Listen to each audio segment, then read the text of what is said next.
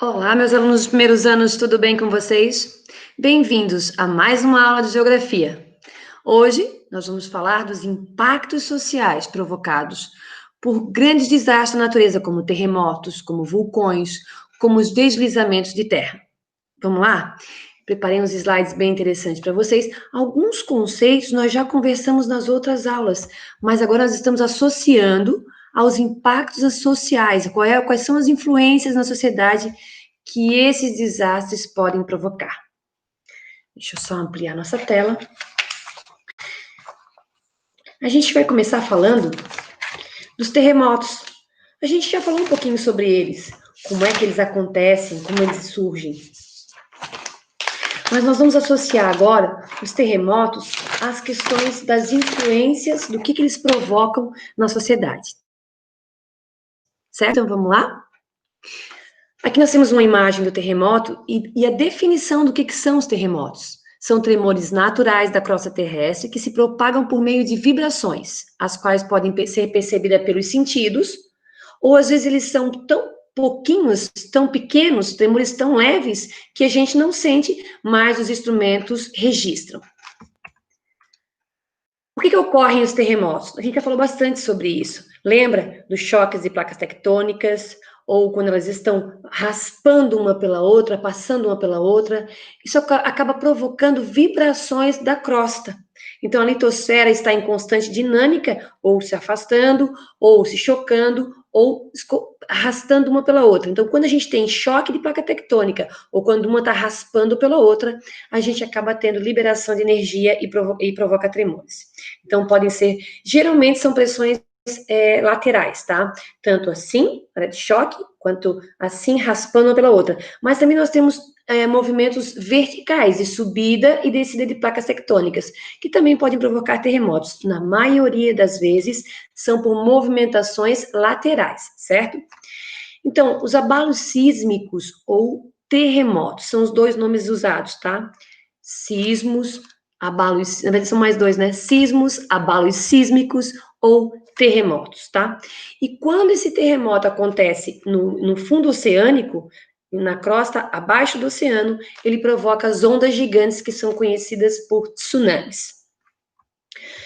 Nós temos dois conceitos importantes, o hipocentro e o epicentro. Então, o local dentro da crosta, onde se inicia o terremoto, é chamada de hipocentro. Acima do hipocentro, na superfície, nós temos o epicentro, que é o ponto na superfície onde começa a se propagar as ondas sísmicas. Quanto mais próximo eu estou do epicentro, mais eu vou sentir os tremores, certo? Então, aqui nós temos uma imagem, dá uma olhadinha aqui, ó. Aqui está mostrando o hipocentro, segue meu cursor aqui, ó. O hipocentro, acima dele na superfície terrestre, o epicentro. Vocês conseguem observar aqui, ó, as ondas sísmicas se propagando? Quanto mais distante eu estou do epicentro, menos eu vou sentir as vibrações, certo? Então, tem mais uma informação assim, ó. O nosso hipocentro, deixa eu ver onde é que está meu cursor, o hipocentro que está aqui dentro da crosta, ele também, dele vão derivar as ondas, as vibrações, certo? Quanto mais profundo for o hipocentro, menos energia chega aqui na superfície. Quanto mais superficial for o meu hipocentro, mais energia chega na superfície, mais vibrações, maior o meu terremoto, certo? A escala que a gente usa, a mais comum usada para medir os sismos, são chamada de escala Richter, tá? Os sismólogos usam essa escala de magnitude para representar, então, a energia sísmica que é liberada pelos tremores da Terra. Essa escala aqui, ó, ela vai dar a gradação de verde até o vermelho. Quanto mais avermelhado aqui, maior é a magnitude dos estragos, maior é a escala. Vocês não podem esquecer que a cada pontinho desse que sobe é 10 vezes mais energia liberada. Então, observem ali, ó, que é menor que 3,5, às vezes as pessoas nem percebem, nem sentem. Elas só são medidas através de equipamento.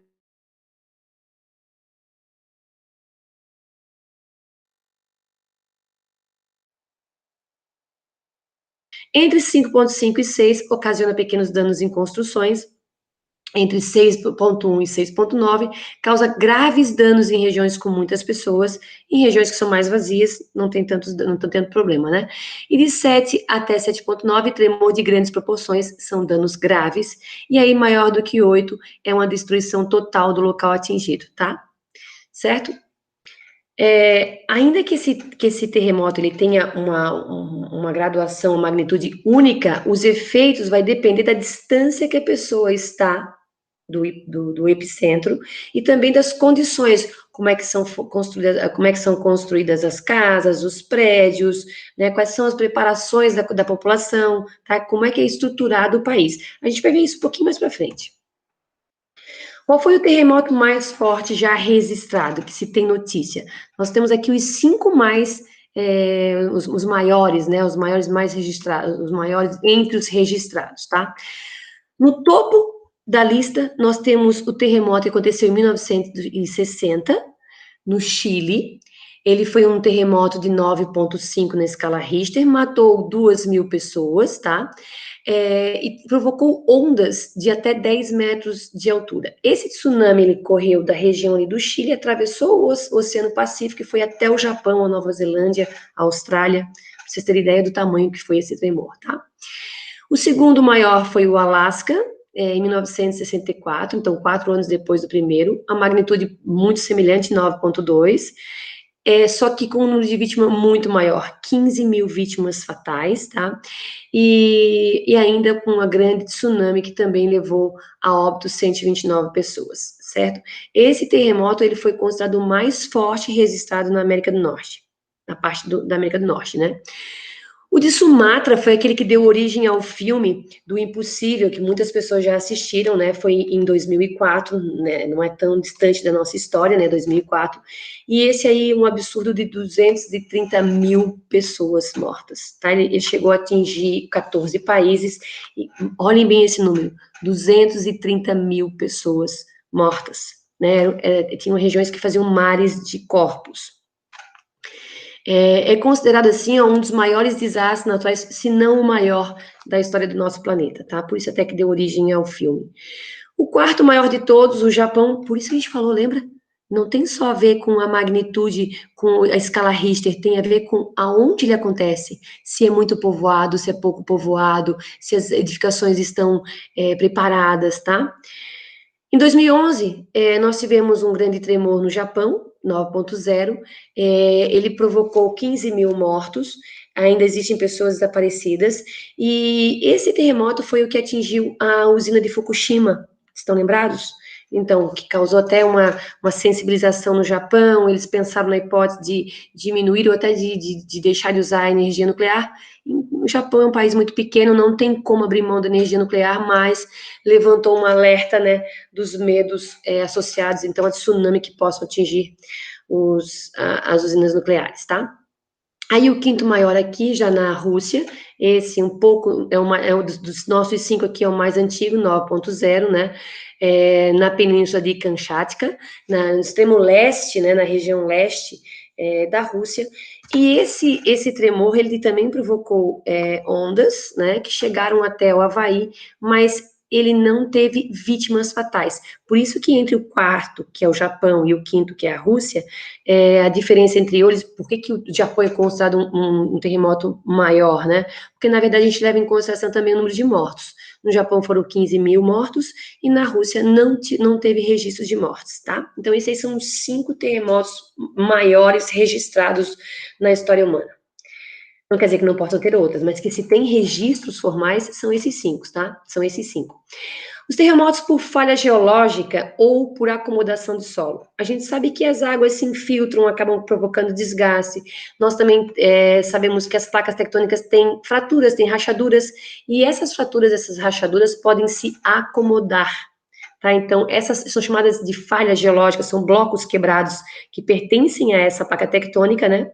E que podem se acomodar, gerando algumas vibrações, alguns terremotos, mas são terremotos de menor relevância, e esses terremotos, eles são bem menos destrutivos do que aqueles produzidos pela placa tectônica. No Brasil, deixa eu até falar para vocês certinho, deixa eu dar uma olhadinha aqui, deixa eu falar para vocês certinho quando é que aconteceu.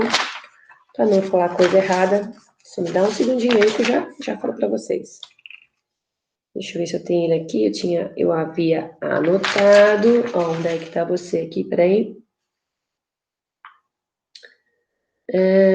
Em Minas Gerais, não anotei aqui. Nós já tivemos alguns tremores desse de acomodação do solo no Brasil. Por isso que a gente fala que o Brasil não é zero de terremoto.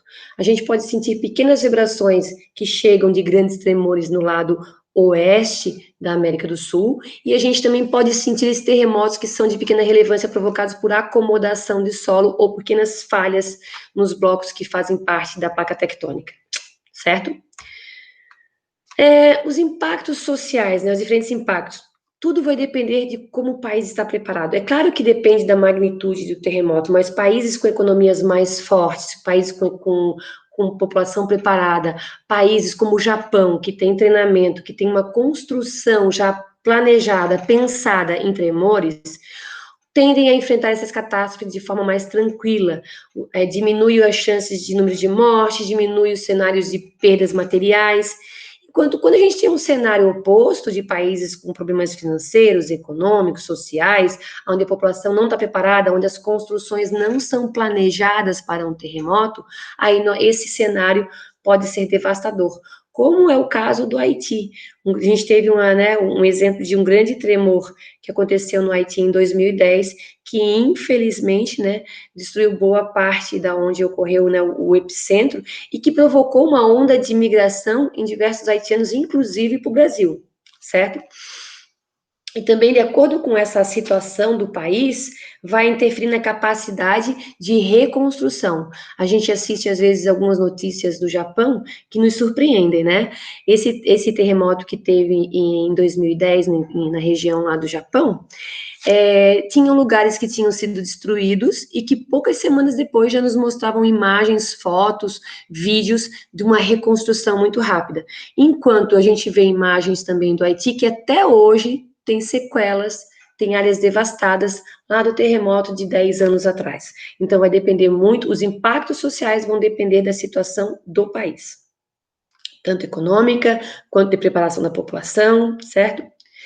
O vulcanismo. O que é vulcanismo? Toda vez que o magma sai de dentro da crosta e chega na superfície, é vulcanismo. Mesmo que não tenha o cone, mesmo que não haja o cone, é chamado de vulcanismo, certo? Então, quando o material rochoso fundido está dentro da crosta, ele extravasa para a superfície, isso é chamado de vulcanismo, tá? Como é que eles se formam? Nos limites entre placas tectônicas, a gente tem uma área, pode ter uma área de choque, que pode ter pressão, aumento de temperatura, ou a gente pode ter uma área de divergência, separação de placa, que fratura a placa e permite o magma chegar na superfície, tá? Então, tanto nas zonas de convergências quanto nas zonas de divergências, a gente pode encontrar situações de vulcanismo, tá? O que acontece? Nós temos entre o manto e a crosta um reservatório de magma que é chamado de câmara magmática. Essa câmara ela fica entre 5 a 20 quilômetros, então esse magma está próximo da superfície. E se você tiver, por alguma razão, por causa do movimento de placa, por alguma razão, essa pressão ou a temperatura aumentar, ou às vezes pela penetração de um fluido, até mesmo da água, pode provocar alguma modificação e provocar a extrusão, né? A saída do magma de dentro da crosta, tá? E aí, quando você tem diversos derrames de magma, que na verdade, quando está fora da Terra, a gente chama de lava, então, quando você tem diversos derrames de lava, vai formando o que a gente chama de cone. Pode ter algumas aberturas, né? Esse cone é chamado também de chaminé, pode ter, inclusive, aberturas secundárias, que são chamadas de dutos secundários, tá? Quando, por alguma razão, essa câmara magmática, ela começa a estar pressurizada, ela tem pressão, ela quer extravasar o magma, e por alguma razão, dependendo do tipo de rocha que faz esse tamponamento, se ele for muito difícil de ser rompido, toda essa câmara magmática, junto com o cone, se estiver em cima, pode provocar uma grande explosão. Foi o que aconteceu com um vulcão chamado Krakatoa, na região da Europa, né, em 1883, é considerada a maior erupção vulcânica da história, né, a erupção que se tem registros. Essa imagem aqui mostra certinho, ó, a câmara magmática, né, esse reservatório. Aqui nós temos uma saída secundária, um duto secundário ou uma chaminé secundária, aqui é a chaminé principal.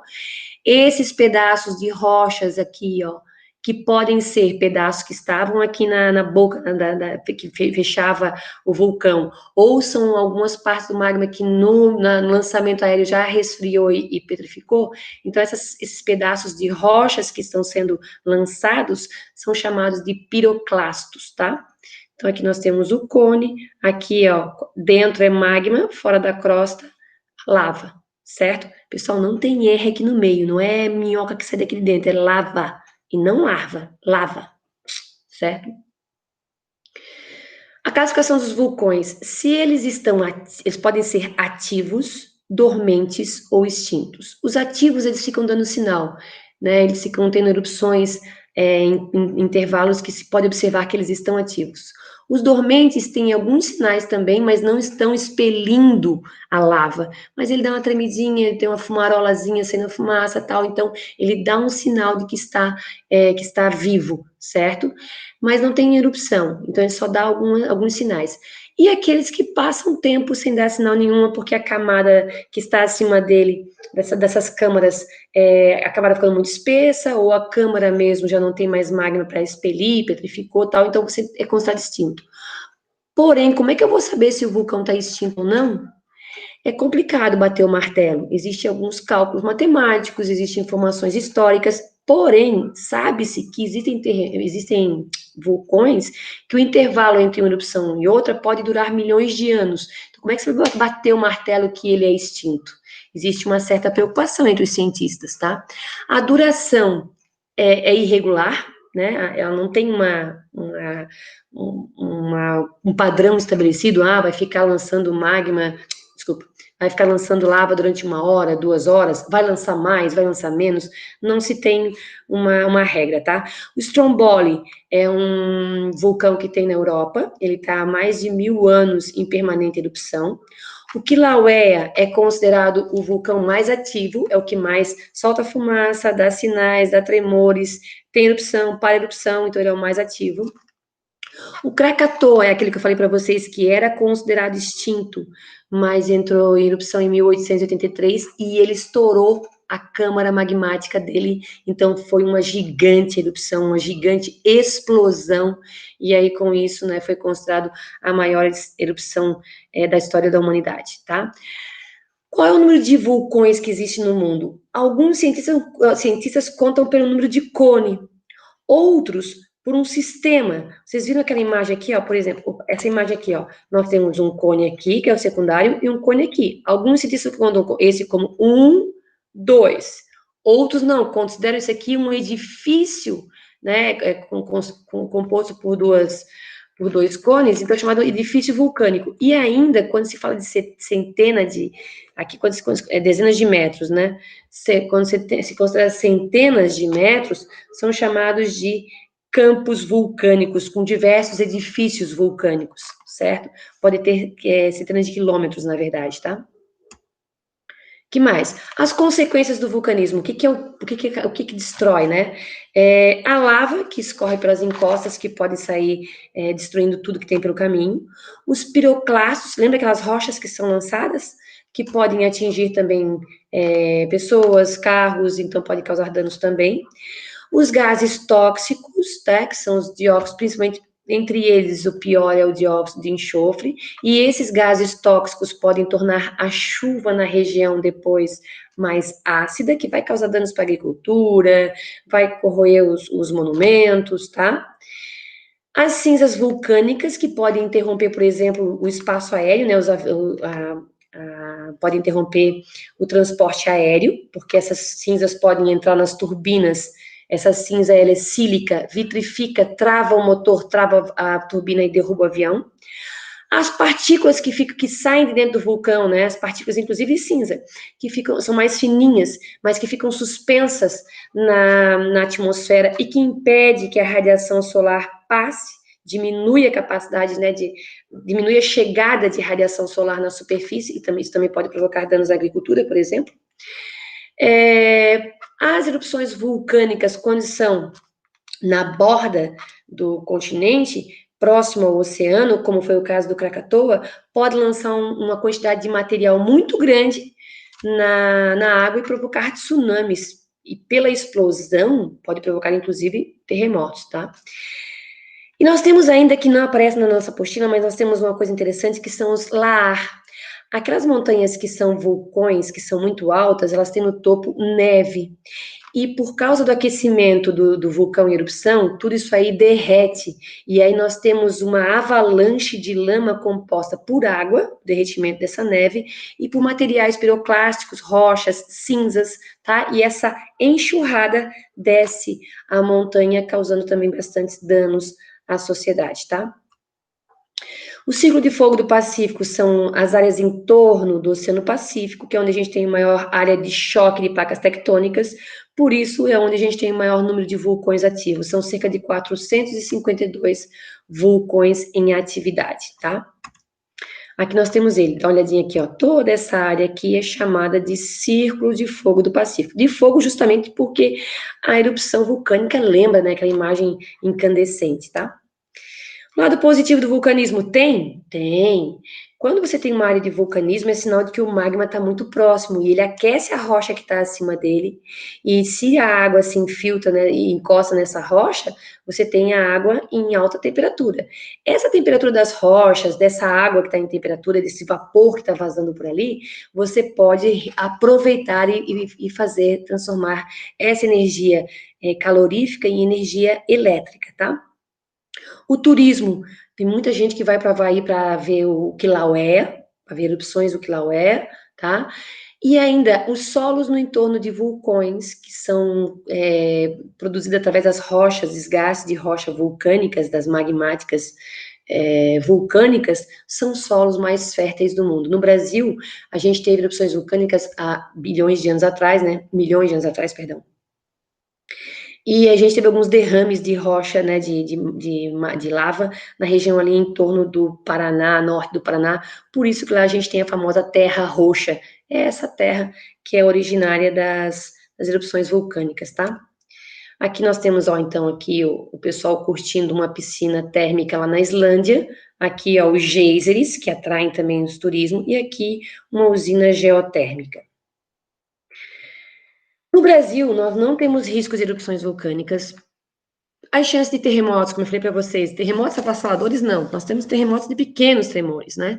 Se nós não temos terremotos de grande monta, se nós não temos área de erupção vulcânica, nós também não vamos ter tsunamis. Porém, no Brasil, nós temos os riscos situados à costa, né, as encostas, que por causa de uma região onde tenha bastante chuva, elevada pluviosidade, e a presença de muitas serras, aliás, muito sinuosas, né, de relevo muito sinuoso, e ainda que a população ocupe essa área, aí a gente tem risco de grandes desastres, tá? Quem ocupa essa área, principalmente a população de baixa renda, que aí faz uma estrutura que não tem segurança e aumenta mais ainda o risco, tá? É claro que o desmatamento acaba piorando essa situação, as chuvas ácidas acabam diminuindo a vegetação, que também piora a situação, e ainda as pessoas despejam água servida. O que é água servida? É a água que a gente usa em chuveiro, em máquina de lavar roupa, em torneira, quando você não tem um esgoto canalizado, e essa água é despejada direto no solo, pode provocar também, ajudar no deslizamento de terra, né? Nos movimentos de massa, que são as diversas formas que a terra desliza, né? Eu vou até mostrar para vocês aqui, deixa eu dar uma olhadinha aqui, deixa eu voltar aqui, peraí. Segura a onda só um pouquinho aí, ó, deixa eu aumentar aqui, que eu quero mostrar para vocês, peraí.